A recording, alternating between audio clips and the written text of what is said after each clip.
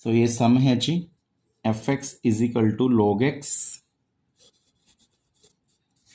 Interval given है 1 to e। So इसका step second करूंगा। फर्स्ट स्टेप में लॉग फंक्शन ऑलवेज कॉन्टिन्यूस, जैसे आपको पता है वैसे ही लिख देना है जी, सेम का सेम। देन इसका डेरिवेटिव करेंगे एफ डैश एक्स 1/x आया जी। ठीक है बेटा, तो हम लिखेंगे F X is differentiable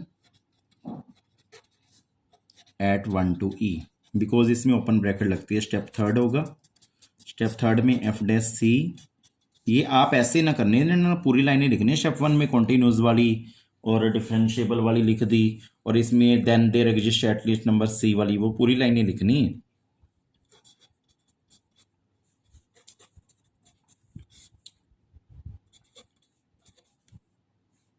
F dash सी यहाँ पे 1/c आ गया। एफ ऑफ बी की वैल्यू क्या आएगी, बी की वैल्यू क्या है, ये ए की वैल्यू, ये बी की वैल्यू, बी की वैल्यू यहाँ पे पुट कर देंगे तो log b बनेगा। एफ ऑफ ए 1 पुट कर दोगे log 1 बनेगा। b माइनस e माइनस 1 बनेगा, जैसे कि आप देख रहे हैं 1/c। बेटा b की वैल्यू e थी तो हमने e पुट करना है ना, b की जगह log e बना यहाँ पे, ये e है। सो यहाँ पे मैं दोबारा लिख देता हूँ log e माइनस log 1 की वैल्यू क्या होती है 0, e माइनस 1, log 1 की वैल्यू 0 होती है बच्चों, आपने याद रखना है। देन आप सॉल्व करें, सी का आंसर जो आएगा 1/c log e की वैल्यू 1 होती है बच्चों, log e इक्वल टू 1 होता है, तो 1/e माइनस 1। ठीक है जी, log e की वैल्यू 1 होती है, तो सी का आंसर आ गया e माइनस 1। क्या ये 1 और उसके इन बिटवीन लाइज करता है, हम चेक करेंगे।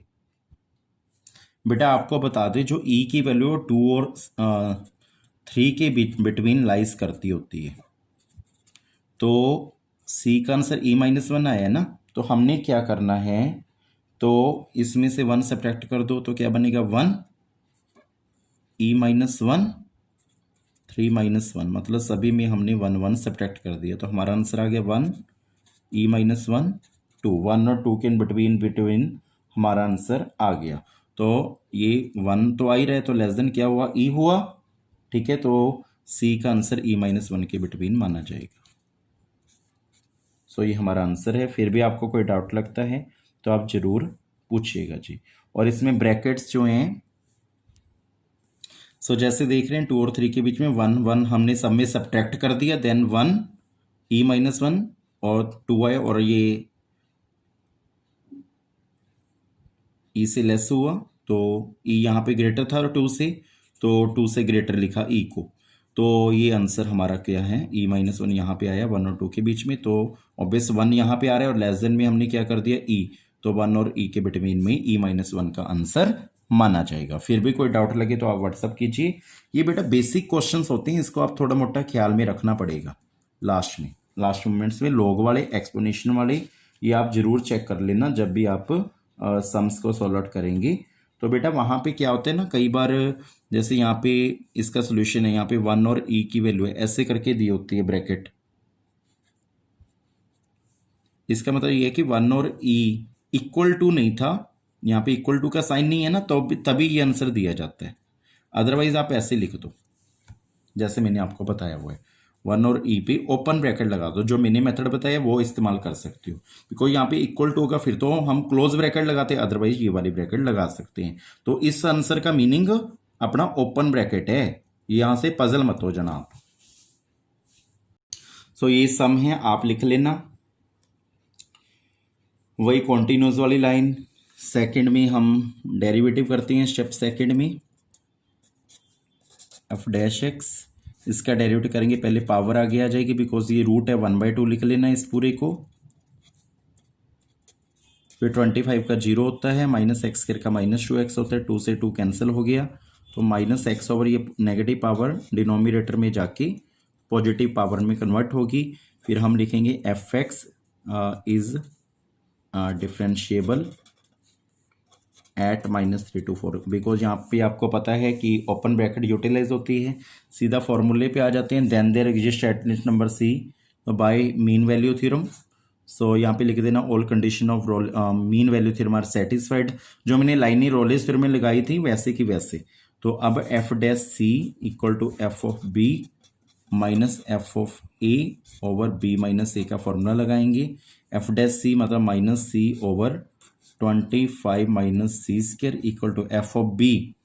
एफ ऑफ बी करेंगे, एफ ऑफ ये ए की वैल्यू है, ये बी की वैल्यू, बी की वैल्यू यहाँ पे पुट करेंगे 25 माइनस 16, यहाँ पे एफ ऑफ 4 निकाल लो बिकॉज इसे एफ ऑफ 4 बोलेंगे, उसे -3 बोलेंगे, 4 + 3 बनेगा और एफ ऑफ 4 की वैल्यू निकालेंगे 25 माइनस 16 स्क्वायर रूट 9 3। यहाँ पे 3 आंसर आ गया जी।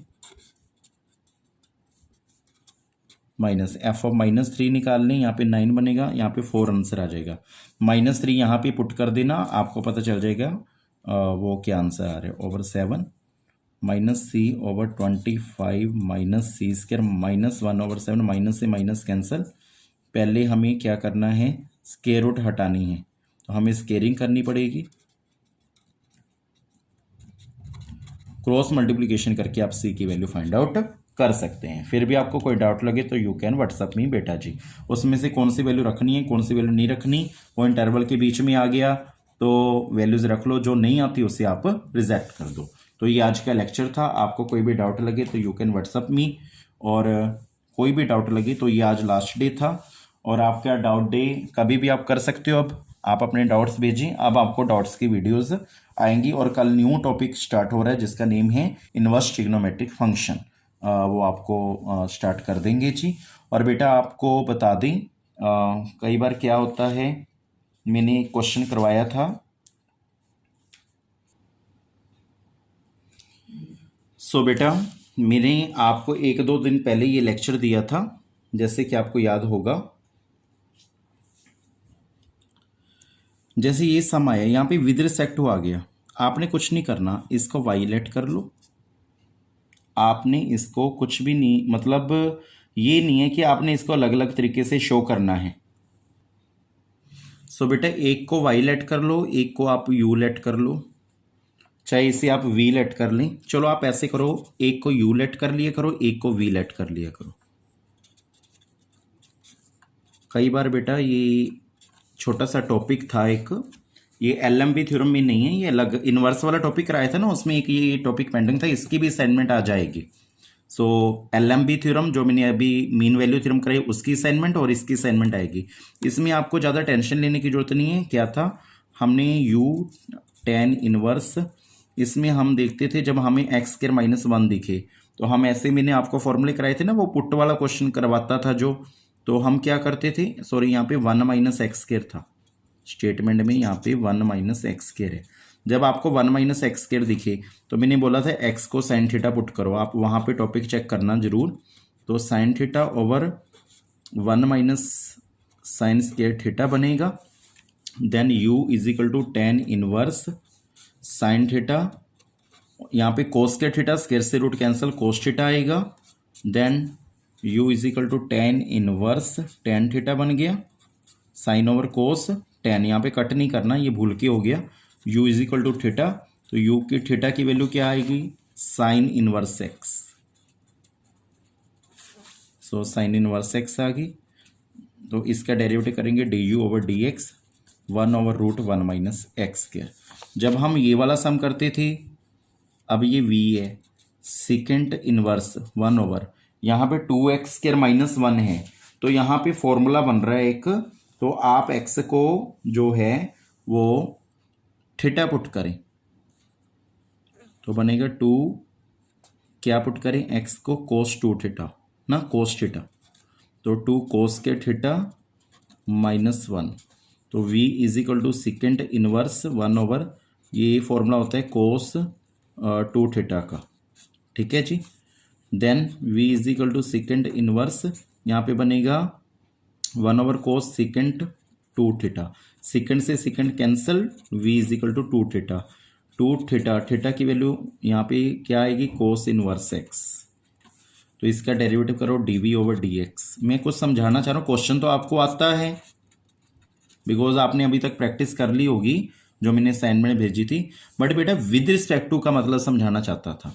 तो आपने अब दोनों आंसर्स को डिवाइड कर देना है, दोनों आंसर्स को आपने डिवाइड कर देना है, du/dv। पहले ये वाला आंसर लिख लो, फिर ये वाला आंसर लिख लो। मतलब है तो ये टिग्नोमेट्रिक वाला टॉपिक, इनवर्स टिग्नोमेट्रिक वाला, -1/2 आंसर आ गया। है तो ये टिग्नोमेट्रिक, इनवर्स टिग्नोमेट्रिक वाला टॉपिक, मतलब उसमें सिर्फ एक क्वेश्चन होता था, हम सॉल्व कर देते थे। अब इसमें 2 क्वेश्चन आगे, बीच में विद रिस्पेक्ट टू, मतलब पहले आप इसको सॉल्व कर लें, फिर आप इसको सॉल्व कर लें, फिर दोनों को डिवाइड कर दें। तो विद रिस्पेक्ट टू वाला टॉपिक पेंडिंग था, तो वो भी मैंने आज आपको बता दिया जी। इसकी भी असाइनमेंट आएगी, एलएमवी की भी, थ्योरम की भी असाइनमेंट आएगी। तो आपका कल का कर लो चाहे परसों का कर लो, जब मर्जी, मतलब संडे तक या मंडे तक आप डाउट डे कर सकते हो। अपने डाउट ज़्यादा से ज़्यादा भेजें। आज के लेक्चर में कोई भी डाउट लगे तो आप पर्सनली मैसेज करें। थैंक यू बेटा।